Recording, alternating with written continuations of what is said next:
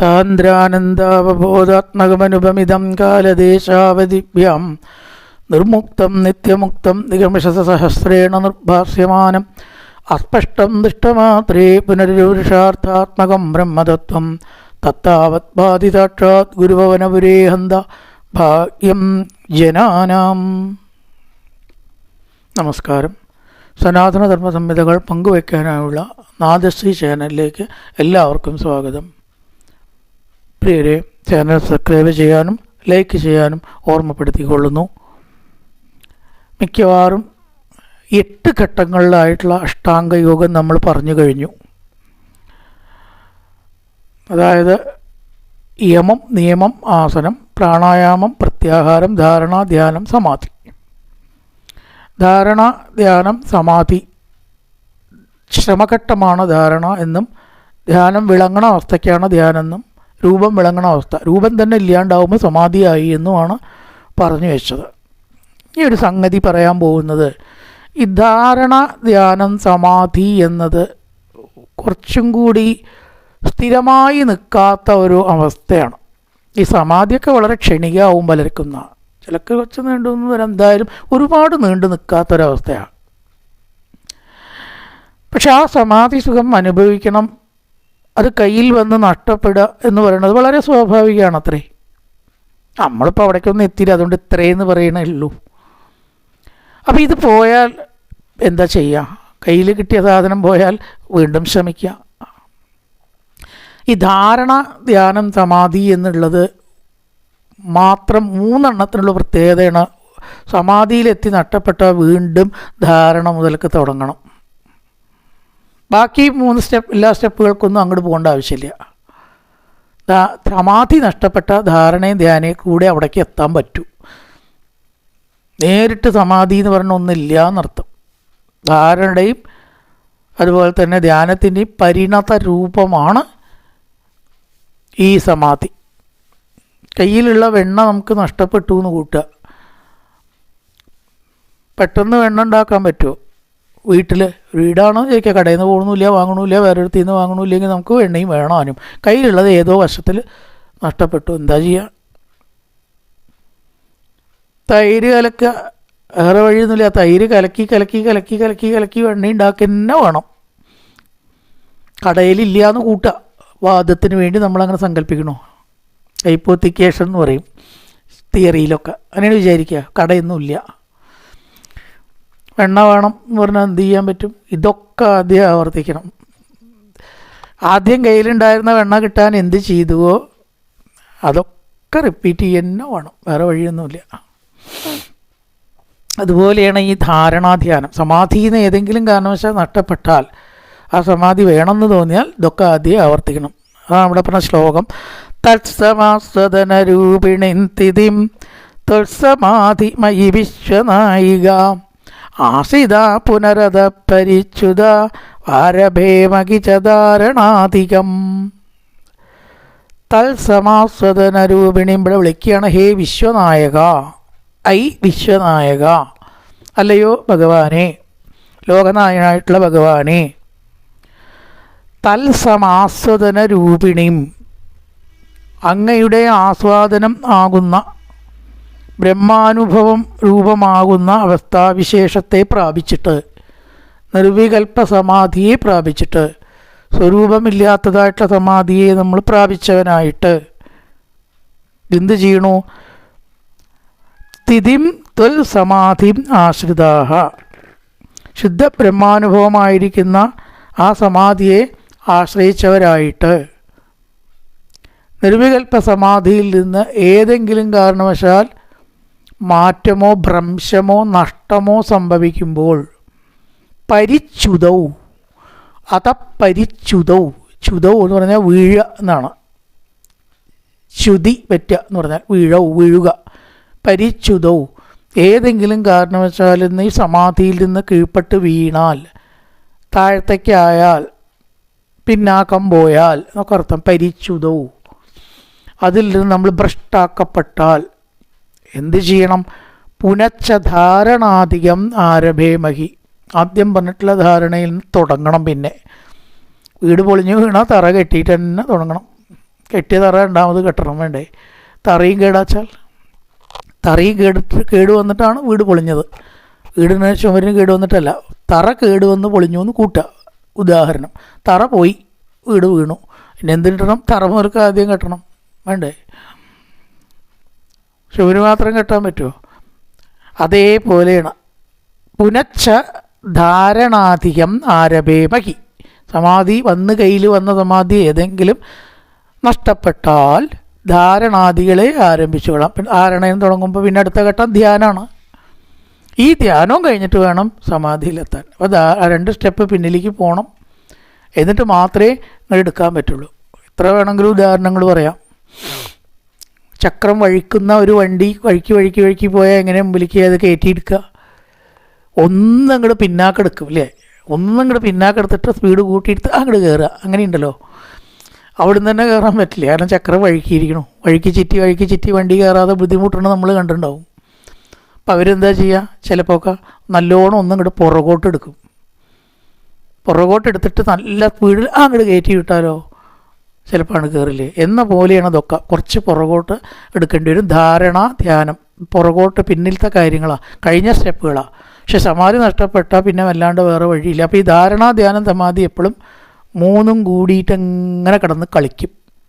സമാധിയിലെത്തിയ കഴിഞ്ഞു എന്നല്ല, ധ്യാനത്തിലെത്തിയ കഴിഞ്ഞു എന്നല്ല.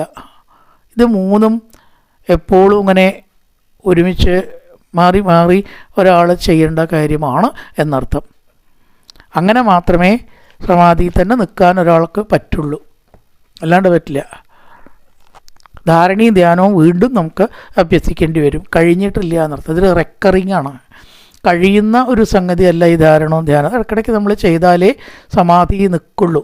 സമാധിക്കുള്ള വേലികെട്ടലാണ് ധാരണയും ധ്യാനവും. വേലി മതിലുമില്ലെങ്കിൽ അത് നശിച്ചു പോവും. ധാരണ കൊണ്ടും ധ്യാനം കൊണ്ടും സംരക്ഷിച്ചിട്ട് മാത്രമേ എന്തുണ്ടാവുള്ളൂ? ധ്യാനം നിലനിൽക്കുള്ളൂ. ഉണ്ട് സർവേശ്വര ആസ്വദന രൂപിണി ശുദ്ധ ബ്രഹ്മാനുഭവമായിരിക്കുന്ന അവസ്ഥാവിശേഷത്തെ പ്രാപിച്ചിട്ട് ആ സമാധിയെ പ്രാപിച്ചിട്ട് എന്ത് ചെയ്യണു? 2 ഒറ്റ വാക്കാണ്. തത്സമാസ്വദന രൂപിണിയും തത്സമാധിയും. ആസ്വാദന രൂപമായ, അസ്വാദ്യ രൂപമായ ആ സമാധിയെ പ്രാപിച്ചിട്ട് എന്ത് ചെയ്യുന്നു? പരിച്യുത.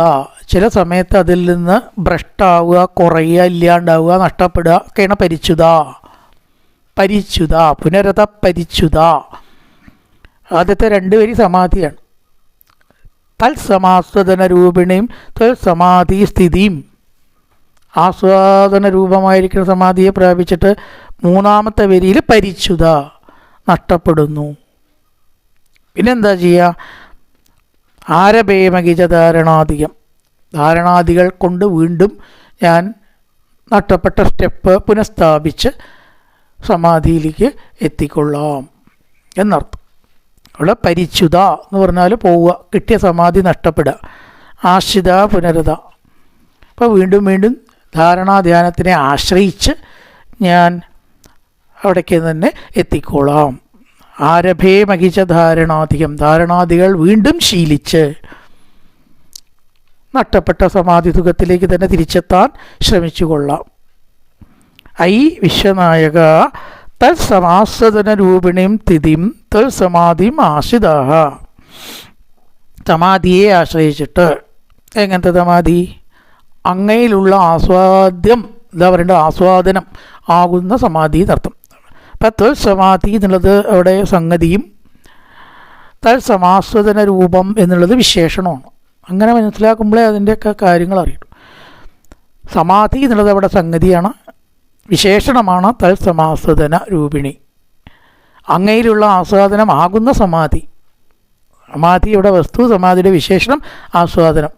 ആസ്വാദനമാകുന്ന സമാധി. പിന്നെ എന്താണ്? പരിച്യുത. നഷ്ടപ്പെട്ടാൽ എന്ത് ചെയ്യും? ഹേ വിശ്വനായക, ആശ്രിത ആരഭേ മകിച്ച ധാരണാധികം. ധാരണാദി മുതൽ 3 സ്റ്റെപ്പ് വീണ്ടും ഞാൻ ആവർത്തിച്ച് ശീലിച്ച് വീണ്ടും പരമസമാധിയിൽ എത്തിക്കൊള്ളാം. അതുതന്നെയാണ് ഏകദേശമൊക്കെ അടുത്ത ശ്ലോകത്തിലൊക്കെ ഇതേപോലെ തന്നെയാണ് വരിക. അതായത് ആ സമാധിയുടെ ഒരു ഗുണമാണ് പറയണത്. അതും കൂടി നോക്കാം. ഇത്തം അഭ്യസന നിർഭരോല്ലസർ ത്വത്പരാത്മസുഖ കൽപ്പിതോത്സവ മുക്തഭക്തകുലമൗലിതാം ഗത സംചരേമ ശുഗനാരദാദിവൽ. ഇവിടെ പറയണം അഭ്യസന നിർഭരോല്ലസ ത്വത്പരാത്മസുഖ കൽപ്പിതോത്സവ. നേരത്തെ പറഞ്ഞ അതേ കാര്യം, വാക്ക് മാത്രമേ മാറിയിട്ടുള്ളൂ. അഭ്യസനം കൊണ്ട് ഉണ്ടായിട്ടുള്ളതായ പരമാത്മസുഖം, അതിൽ വളരെയേറെ സന്തുഷ്ടരായിട്ട് ജീവൻ മുക്ത കുലമൗലിതാം ഗത, ജീവൻ മുക്താവസ്ഥയെ പ്രാപിക്കാറാവും. സമാധിയിൽ നമുക്ക് എത്തിച്ചേരാവുന്ന ആ ഒരു അവസ്ഥയുടെ പ്രത്യേകത എന്താണെന്ന് ചോദിച്ചാൽ ജീവൻ മുക്താവസ്ഥയാണ്. അത് നേടിയിട്ട് നമ്മൾ എന്ത് ചെയ്യുന്നു? ശുഗനാരദാദിവർ സഞ്ചരേമ, ശുഗനെ പോലെയും നാരദനെ പോലെയും സഞ്ചരിക്കാറാവും. സമാധി നമുക്ക് ആ അവസ്ഥയിൽ എത്തിക്കഴിയുമ്പോൾ ഒന്നിനെക്കുറിച്ചുമുള്ള വേവലാതിയോ ആശങ്കയോ ഉണ്ടാവില്ല. ശുഗൻ, നാരദൻ മുതലായിട്ടുള്ളവരൊക്കെ വാടക കൂട്ടിയിട്ടോ ഇലക്ട്രിസിറ്റി ബില്ല് കൂട്ടിയിട്ടോ വിഷമിച്ചു എന്ന് കേട്ടിട്ടുണ്ടോ? അന്ന് ഇലക്ട്രിസിറ്റി ഇല്ല എന്ന് വാദിക്കണ്ട, അത് പോട്ടെ, വേറെ കാര്യങ്ങളുണ്ടാവുമല്ലോ. ഭക്ഷണം കിട്ടിയില്ല, അല്ലെങ്കിൽ കിടക്കാൻ സൗകര്യം ഉണ്ടായില്ല, വസ്ത്രം വേണ്ടിടത്തോളം ഉണ്ടായില്ല, ഇതൊന്നും അവർ ഗ്യാസിന് വില കൂടി ഒരു കാര്യവും അവർക്ക് കേട്ടിട്ടില്ല. അവർ കഴിഞ്ഞുകൂടണ്ടേ, ശരീരം വെച്ച് അവർ ഈ ലോകത്തിൽ കഴിഞ്ഞുകൂടിയൊരാ. ശുഖനാരദാധിപത്, ഒന്നിനെക്കുറിച്ചും ഒരു വേവലാതിയോ ഒന്നിനെക്കുറിച്ചും ഒരു സംഭ്രമമോ ഇല്ലാതെ സഞ്ചരേമ. ആ സമാധി ധാരണാധ്യാനം വീണ്ടും ശീലിച്ച് സമാധിയിൽ എത്തിക്കഴിഞ്ഞാൽ മുക്ത ഭക്തകുലമൗലിതാം ഗത, ജീവൻ മുക്താവസ്ഥയിലേക്ക് എത്താം. ജീവൻ മുക്താവസ്ഥയിലേക്ക് എത്തിയാൽ ശുഗനെ നാരദനെ പോലെ ഒന്നിനെക്കുറിച്ചും വേവലാതിപ്പെടാതെ സഞ്ചരിക്കാറായി കിട്ടും. അങ്ങനെ ആവും എന്നർത്ഥം. കാരണം അത് ഒരു പ്രത്യേക അവസ്ഥയാണ്. മരിച്ചാൽ കിട്ടുന്ന ഒന്നല്ല മുക്താവസ്ഥ, ജീവിച്ചിരിക്കുമ്പോൾ തന്നെ ഉള്ളതിനാണ് ജീവൻ മുക്താവസ്ഥ എന്ന് പറയുക.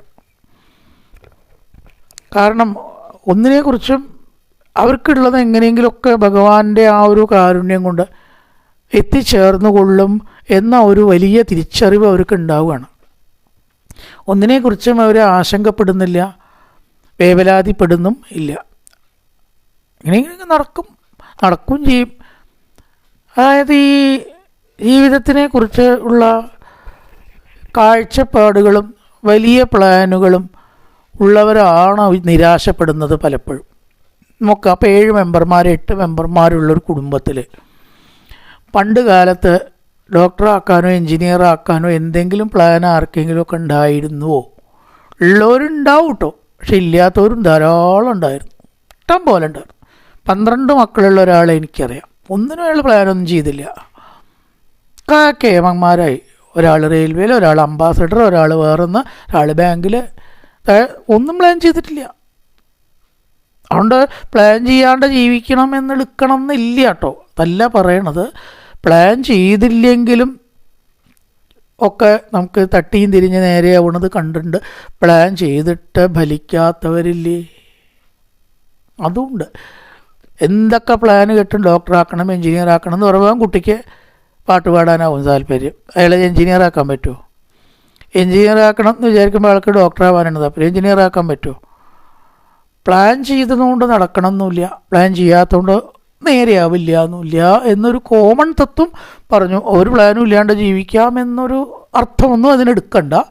അല്ലാതെയും കണ്ടിട്ടുണ്ട് പ്ലാൻ ചെയ്ത് നടന്നോളണം എന്നും ഇല്ല. അപ്പം നമ്മൾ ആരെ ആശ്രയിക്കും? ഭഗവാനിൽ ആശ്രയം കൊടുക്കും. ഈശ്വര നിശ്ചയത്തിനനുസരിച്ചിട്ട് എന്തൊക്കെ വെച്ചാൽ ആവട്ടെ, ചിലപ്പോൾ അങ്ങനെയാണ്ട് വെക്കേണ്ടി വരും. കാരണം പലതും നമ്മൾ വിചാരിച്ച പോലെ ഇല്ല. അപ്പോൾ എനിക്ക് ഒരാളെ അറിയാം, അയാൾ കല്യാണം കഴിഞ്ഞിട്ട് പിറ്റേ ദിവസം ഭാര്യ തളർന്നാണ്ട് വീഴുകയാണ്. ആലോചിച്ച് നോക്കൂ, നമ്മുടെ പ്ലാനിൽപ്പെട്ടതാണോ? 15 കൊല്ലം ഈ സ്ത്രീയെ ആളെ വെച്ച് ശുശ്രൂഷിച്ചു, അയാൾ കല്യാണം കഴിക്കാണ്ട്. എവിടെ പോയി പ്ലാനിങ് എന്ന 2 അക്ഷരം? എല്ലാം നമ്മുടെ പ്ലാനല്ല. നമ്മുടെ പ്ലാന് വേണം, ശരിയാണ്, പക്ഷെ എല്ലാതും അതാണോ എന്ന് വിചാരിക്കരുത്. നമ്മളൊന്നും ആരുമല്ല. വിധിയുടെ ആ ഒരു കുത്തൊഴുക്കിൽ നമ്മളൊന്നും ആരുമല്ല എന്നൊരു സത്യം നമ്മൾ ഓർക്കണം. അപ്പോഴും ഇതിനെ തരണം ചെയ്യാൻ ദൈവാധീനം തന്നെ വേണ്ടി വരും നമുക്ക്. ആ ഒരു തിരിച്ചറിവിൽ ഒന്നിനെക്കുറിച്ചും വേവലാതിപ്പെടാതെയുള്ള അവസ്ഥയ്ക്കാണ് മുക്ത ഭക്തകുലമൗലിതാംഗത, ജീവൻ മുക്താവസ്ഥയിൽ മുക്തരായിട്ട് അങ്ങനെ ഭക്തകുലമൗലി എന്ന് പറഞ്ഞാൽ ജീവൻ മുക്താവസ്ഥയാണ് മുക്ത ഭക്തകുലമൗലിതാംഗത. എന്നിട്ട് എങ്ങനെ സഞ്ചരിക്കാറാം? ശുകനെയും നാരദനെ പോലെയും സഞ്ചരിക്കാറാം. ജീവൻ മുക്തനായി കഴിഞ്ഞാലുള്ള അവസ്ഥ എങ്ങനെയെന്ന് പറയുകയാണ് ചെയ്തത്. ഇപ്പം 2 ശ്ലോകം സമാധിയെക്കുറിച്ച് തന്നെയാണ്. തത്സമാത്രധനരൂപിണി തിഥിം ത്വത്സമാധിമയി വിശ്വനായക ആശിത പുനരത പരിച്ഛുതാവാരഭേമകിചധാരണാധികം. സമാധി നഷ്ടപ്പെട്ടാൽ വീണ്ടും പുറകോട്ട് പോയി ശീലിക്കുക. ഇത്തമഭ്യസന നിർഭരോല്ല തത്പരാത്മതുക കൽപ്പിതോത്സവ. പരമാത്മമായിട്ടുള്ള സുഖത്തിൽ നമ്മൾ ഉത്സവാനുഭൂതി അനുഭവപ്പെടുമ്പോൾ ഭക്തന്മാരുടെ ഉന്നതാവസ്ഥയിൽ എത്തിയിട്ട് ജീവൻ മുക്താവസ്ഥ നേടി ശുഗനെ പോലെയും നാരദനെ പോലെയും സഞ്ചരിക്കാറോ. മുക്ത ഭക്തകുലമൗലിതാംഗത സഞ്ചരേമ ശുഖനാരദാതിവ. നല്ലൊരു പ്രഭാതം എല്ലാവർക്കും ആശംസിച്ചുകൊണ്ട് നിർത്തുന്നു. നമസ്കാരം.